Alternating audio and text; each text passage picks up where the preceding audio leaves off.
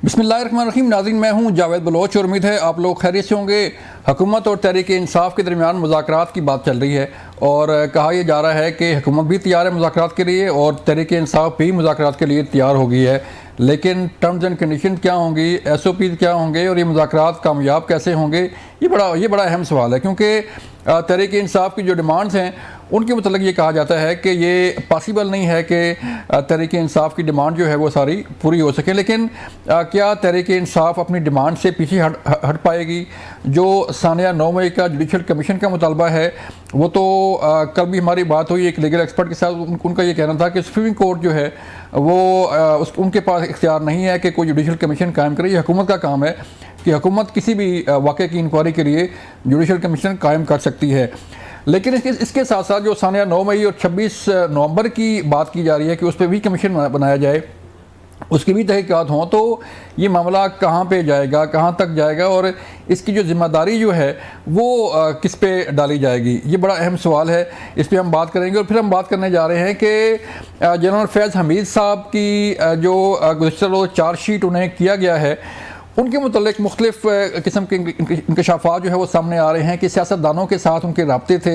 More than 50 जो सियासतदान थे उनके साथ वो रब्ते में थे और जिसमें तहरीक इंसाफ के बानी चेयरमैन वो भी शामिल हैं। अब इन रब्तों से जो है वो ज़ाहिर बात है कड़ियाँ मिलेगी, एक साबिक फ़ौजी अफसर का और साबिक DG ISI का सियासतदानों के साथ रब्ते में होना और फिर ये सारी कहानी आगे चलना, इस पर काफ़ी सवाल उठ रहे हैं। और इस चार्जशीट के बाद अगला मरला जो है वो ज़ाहिर बात है ट्रायल होगा और ट्रायल के बाद जो है वो कुछ सज़ा जज़ा का फैसला होगा। इस पर भी बात होगी। हमारे साथ मौजूद होंगे कौसर काज़मी साहब, मुस्लिम नून से तल्लुक़ है। काज़मी साहब बहुत शुक्रिया आपका। और फिर हम बात करेंगे नदीम कुरैशी साहब का, तहरीक इंसाफ से तल्लुक़ है नदीम भाई का। नदीम भाई आपका शुक्रिया वक्त देने का। काज़मी साहब मैं आपकी तरफ आता हूं। सर, आप हुकूमत हैं और हुकूमत ज़ाहिर बात है हुकूमत को एज होता है कि कोई भी बातचीत हो, कोई भी मुज़ाकरात हो तो हुकूमत को लचक लेनी पड़ती है और बातचीत का दरवाज़ा खोलना पड़ता है। हुकूमत किस हद तक तैयार है सर के तहरीक इंसाफ के साथ मुज़ाकरात हों और वो कामयाब भी हों? देखें, कोई भी रियासत हो ना जी, और रियासत जो है वो ब्लैकमेल नहीं आप रियासत को कर सकते। जब एक सियासी जमात जो खुद को सियासी जमात कहती है लेकिन उसका तरीक़ाकार ये हो कि अगर फलां चीज हमारी ना मानी ना तो हमने सर पे कफन बांध देना है, हमने कब्रें खोद देनी है और हमने सोमनाथ के मंदिर पे हमला कर देना है। 17 हमले थे, अभी तो हमारे इतने हुए हैं और इतने रहते हैं। रियासत अगर ऐसे जत्थों से ब्लैकमेल होना शुरू हो जाए ना तो फिर रियासत का कयाम मुश्किल में पड़ जाता है। तो ऐसी तो कोई सिचुएशन नहीं है जी कि हम इनसे ब्लैकमेल हो के किसी तरह के मुज़ाकरात करना चाहते हैं। हाँ, अलबत्ता ये जरूर है जो हालात हैं उसके तनाजुर में अगर आप देखें, क्योंकि ये जो इंतशार है इसके मकसद अब हर तरह से खुल के सामने आ चुके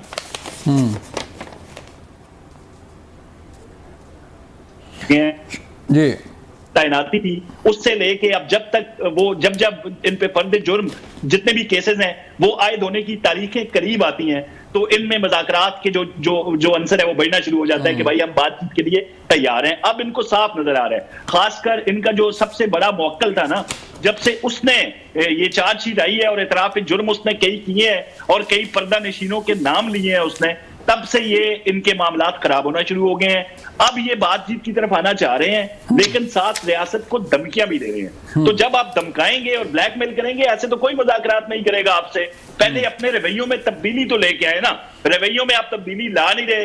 रियासत के खिलाफ आप एक पाकिस्तान के खिलाफ सिविल नाफरमानी की तहरीक लेके आ रहे हैं, लोगों की हौसला अफजाई कर रहे हैं। जो इनके बगौरे बाहर बैठे हुए हैं वो आप ट्विटर पे देखें, उन्होंने पूरी PTI को यरगमाल बनाया हुआ है। ये जो मेरे भाई नदीम जैसे लोग हैं जो सुलझा हुआ तबका है PTI का, ये तो उनके हाथों यरगमाल है भाई। सारे ऑर्डर वो दे रहे हैं, सारी सोशल मीडिया उनके कंट्रोल में है। ये किसी से हाथ में लगा लेना, ये अगर किसी अपने सियासी हरीफ से हाथ में लाए तो इनके खिलाफ डंडा सोटी शुरू हो जाती है। ये किसी से हाथ में लाने जोगे नहीं है। वो इस तरह का एक कल्ट जन्म दे दिया इमरान खान साहब ने, जो किसी के साथ किसी बात पे मुज़ाकरात तो चाहता ही नहीं है। वो ये चाहता है कि या हम हैं अगर हम नहीं है तो फिर खुदा ना खास्ता पाकिस्तान भी नहीं है। ऐसा ही है, अल्लाह ना करे। चलें पूछते हैं सर, काज़मी साहब तरीके इंसाफ से पूछते हैं। नदीम भाई आप बताइएगा, ये जो बात हो रही है कि मुज़ाकरात, ज़ाहिर बात है आप लोग भी तैयार हैं, मुज़ाकरात करना चाहते हैं, हुकूमत भी चाहती है कि मुज़ाकरात हों, लेकिन और फिर जो डिमांड्स हैं नदीम भाई, लचक का मुजाहरा करना पड़ेगा तहरीक इंसाफ को भी, हुकूमत को भी, तो किस हद तक तैयार है तहरीक इंसाफ, जो कमेटी बनी हुई है वो किस हद तक तैयार है, मैंडेट किस हद तक है इस कमेटी के पास? बिस्मिल्लाहिर्रहमानिर्रहीम। बहुत शुक्रिया जावेद भाई आपका भी, और काज़मी साहब को, सब देखने वालों को अस्सलाम वालेकुम। वालेकुम अस्सलाम। मैं इसका इजहार कर दूं आप समेत तमाम पाकिस्तान के वो जर्नलिस्ट जो अपनी अपनी एक राय रखते थे, वो इस बात पर हम पर तनकीद भी करते थे और हमसे इस्तफसार भी करते थे कि क्या वजह है कि जी तहरीक इंसाफ जो है वो नेगोशिएशन की बजाय, टॉक की बजाय, गुफ्तगू की बजाय एजुकेशन को पार्टी देती है। तो मैं एक तो अब वाज़ेह कर दूं, जिस रोज से तहरीक इंसाफ की तरफ से अनाउंसमेंट हुई है हम मुज़ाकरात करना चाहते हैं, आप लोगों ने 180 डिग्री से अपना एंगल चेंज कर लिया।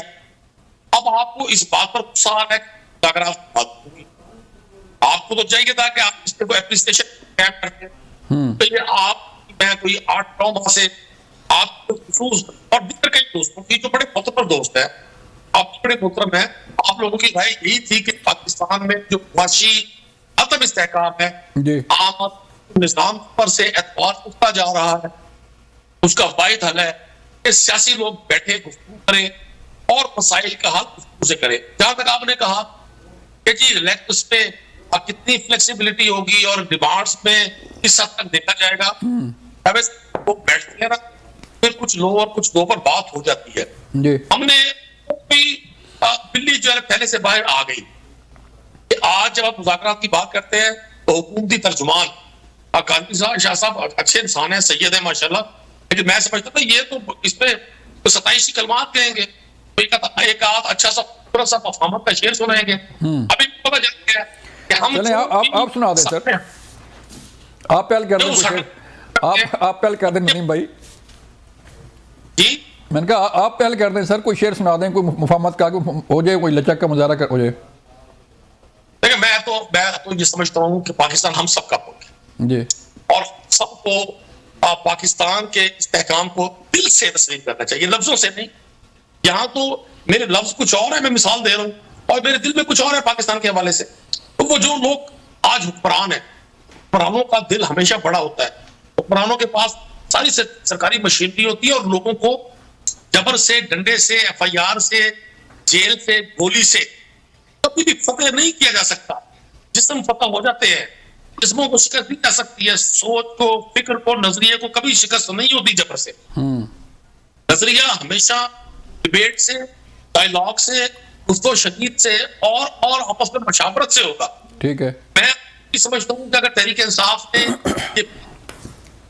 हमारे दोस्तों को चाहिए कि वो इस मौके को इसका फायदा उठाए, इस सो में ना रहे कि हम इक़्तिदार में हैं और ये अपोजिशन में हैं, कि हमेशा इसी तरह से रहे कि ऐसा नहीं है। वही ना सर, एतमाद का फुकदान है ना सर। काज़मी साहब एतमाद कैसे बढ़ेगा सर? एतमाद ज़ाहिर बात है, ना तहरीक इंसाफ हुकूमत पे एतमाद करती है, ना हुकूमत का तहरीक इंसाफ पे एतमाद है, तो ज़ाहिर बात है जब बातचीत शुरू होनी है तो एतमाद साजी तो होनी चाहिए ना। देखें नदीम साहब ने बड़ी अच्छी बातें की हैं जी, बिल्कुल इस तरह होना चाहिए, लेकिन उससे पहले आप फिर लाताल्लुकी का इजहार कर दें।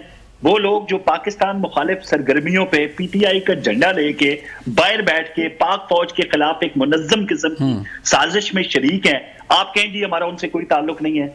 आप कह दें उन लोगों को जो फौज के मुताल्लिक गलत स्टोरियां और उन लोगों की मदद लेके जो लॉबिस्ट फर्म्स है जो कि इजरायली नवाज है, उनकी मदद से पाकिस्तानी फौज को, पाकिस्तानी इदारों को, मुल्क के पाकिस्तान को कमजोर करने की साजिशों में शरीक हैं। आप उन लोगों से लाताल्लुकी का इजहार करें जो लोग IMF के दफ्तर के बाहर जाके मुजाहिरा करते हैं कि पाकिस्तान को पैसा मत देना, जबकि पाकिस्तान डिफॉल्ट होने के दाने पे खड़ा हुआ था, हमारे मुल्क के हालात बड़े खराब थे। उस वक्त इनका IMF के दफ्तर के बाहर मुजाहिरा इनके बड़े लीडर्स की ज़ेरे क़यादत, उसके बाद यूनाइटेड नेशन के बाहर जाके ये कहना कि पाकिस्तान खुदा ना खास्ता एक फेल स्टेट है, वहां पे इंसानी हकूक की पामालियां होती हैं। क्या ये सिलसिला रुक चुका है? जब आपने मुज़ाकरात की पेशकश की, क्या आपने उन लोगों को रोक दिया? नहीं रोका।